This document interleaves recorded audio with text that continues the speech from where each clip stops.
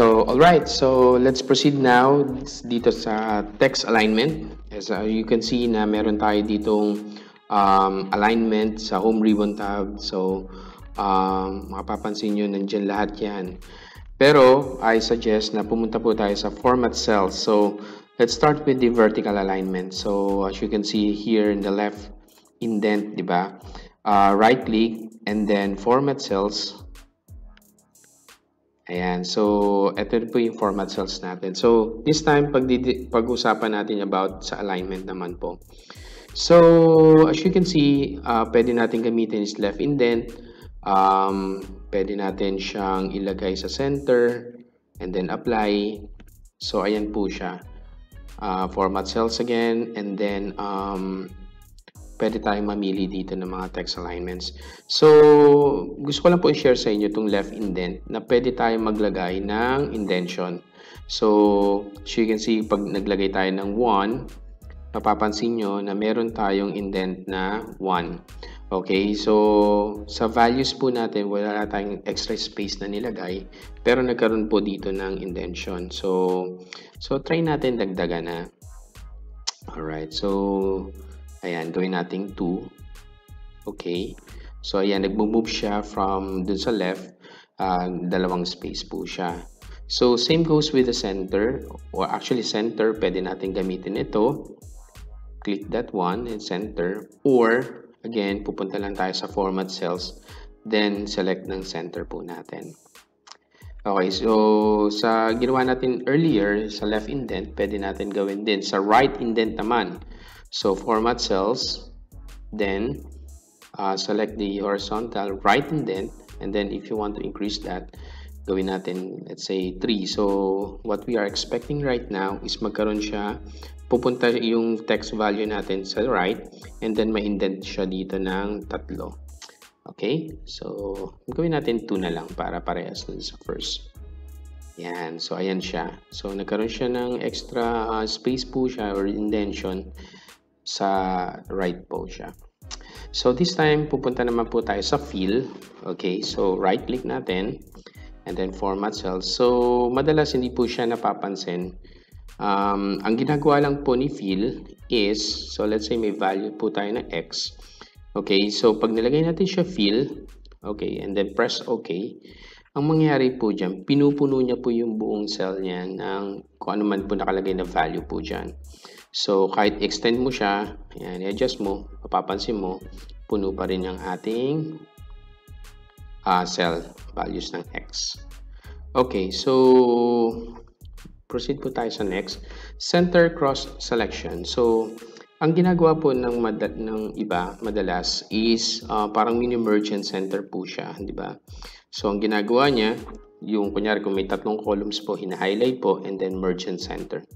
So, pwede naman natin siya i-center yung text natin without using po yung merge and center. So, what we can do is to just highlight the range and then right-click, format cells, and then click the center across selection. So, if you click that and then okay, mapapansin mo na from the selection natin, nilalagay niya sa center po yung values po natin. Alright? So, hindi natin siya minerge, pero mapapansin mo na nasa gitna siya. Alright. So, let's proceed dun sa distributed. So, ano naman po ginagawa ng distributed? So, try po natin. So, highlight natin yung range, format cells, and then distributed. Ayan. So, click natin distributed indent and then okay. So, kung mapapansin mo, ayan. So, kung mapapansin mo, nakasagad po yung ating mga values natin from dun sa left and right. So, parang kung sa ano natin, sa MS Word, ang ginagamit po natin dyan is to justify, di ba? So, regardless kung gaano kadami yung text niya, nilalagay niya dun sa dulo-dulo yung values po niya. Ayan. Okay. So, try natin lagyan ng indentation kung possible lang. Okay. So, tingnan natin. So, distributed indent and then lagay tayo ng 1. Ayan. So, kung mapapansin mo, nagkaroon ng space na naman siya sa left and right naman po. Pero naka-center pa rin po yung data natin. Alright? So, when it comes to merge orientation, so let's try this. Right-click, Format Cells, and then merge cells.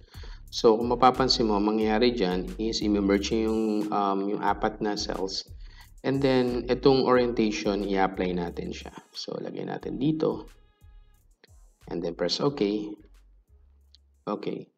So, ayan na siya. So, ayan yung magiging tsura niya. So, since nasa left siya, pwede natin siya ilagay sa gitna.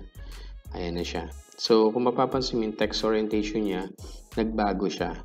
Medyo pa-slant po siya ngayon kasi sinet natin sa format cells, orientation naging ganyan. So, kung gusto mong baguhin siya, na parang patayo, pwede mo siyang gawin dito and 90 degrees and then okay. So, ayan na siya. Alright? So, usually ginagamit po siya sa title. Alright. So, wrap text naman po. So, itong wrap text at saka shrink to fit, ang ginagawa po niyan, tingnan natin ang difference. So, alam natin na yung column width natin ay medyo mahaba. So, yung text natin is sobra dun sa column width natin. So, itatry natin siya na baguhin into wrap text. So, right-click, Format Cells, and then wrap text, then okay. So, what you can see is that pinagkakasya niya dun sa dalawang, ayan. So, automatically, binaba niya yung text niya para magkasya siya dun sa column size po natin. So, there's another way of doing this using shrink to fit kung gusto natin siya i-fit sa isang cell. So, again, Format Cells, and then shrink to fit. Okay, so mapapansin mo na i-click muna natin okay. Yan. So, kung mapapansin mo, automatically, in-adjust niya yung size ng text para mag-fit siya sa isang sa column size.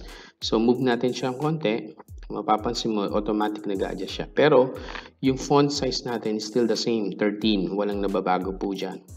So, pag in-extend natin siya, yan, makikita mo na ito yung actual font size niya, 13. So, bumalik na siya sa dati. Pero, kapag hindi siya fit dun sa ano siya, i-shrink niya yun, yung one line, and then i-apply niya po siya.